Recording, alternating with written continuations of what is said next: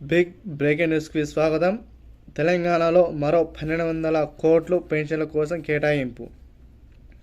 వీటికి సంబంధించి తాజా సమాచారం కోసం మన ఛానల్ సబ్స్క్రైబ్ చేసుకోండి ఫ్రెండ్స్.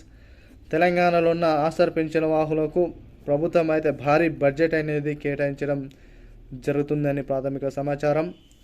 వీటికి సంబంధించిన తాజా సమాచారం కోసం ఎప్పటికప్పుడు మన ఛానల్లో మీకు వీడియోస్ అందించాలంటే ప్రతి ఒక్కరు బెల్ అనే గంటను ఆన్లో పెట్టుకోండి.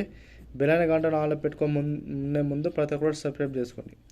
ఈ బెల్ అనే గంటను ఆన్లో పెట్టుకుంటే మన ఛానల్లో ఏ వీడియో పెట్టినా మీకు అయితే నోటిఫికేషన్ రూపంలో రావడం జరుగుతుంది.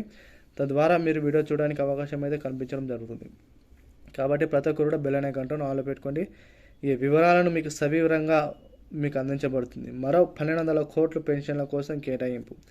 తెలంగాణ రాష్ట్ర ప్రభుత్వం పథకాలతో దూసుకుపోతున్న తరుణంలో పెన్షనర్లను ఆదుకునే దిశగా ప్రభుత్వం అయితే పకడ్బందీగా కీలక అప్డేట్ అనేది రోజు రోజుకైతే విడుదల చేయడం జరుగుతుంది.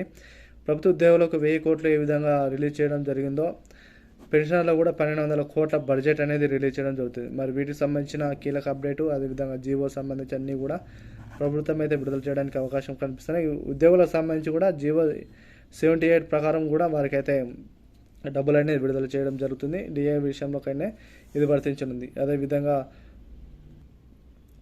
ఈ విధంగా అయితే 1,200 కోట్ల బడ్జెట్ అయితే రిలీజ్ చేసిన వెంబడే ప్రతి ఒక్కరి ఖాతాలో అందరికీ కూడా అర్హుల ఖాతాలో యొక్క పెన్షన్లు 416 రూపాయలు పడడం జరుగుతుంది. పాత పెన్షన్లు కూడా చాలామంది కూడా పడని పక్షంలో వారందరూ కూడా పాత పెన్షన్ కూడా పడే అవకాశాలు అయితే కనిపిస్తున్నాయి.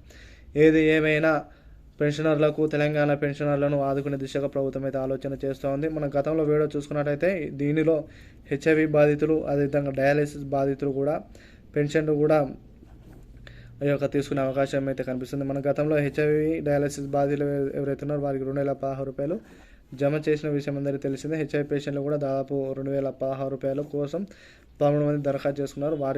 వారికి కూడా వీటిలో భాగం అయితే అవకాశం అయితే కనిపిస్తుంది. వీరందరికీ కూడా వీటితో పాటు వృద్ధులకు వికలాంగులకే కాక వితంతు పెన్షన్లకు వికలాంగుల పెన్షన్లకు అదేవిధంగా ఒంటరి మహిళల పెన్షన్లకు గౌడన్నలకు సంబంధించిన పెన్షన్లకు ఇవన్నీ కూడా అర్హుల ఖాతాలో జమ అవుతాయి.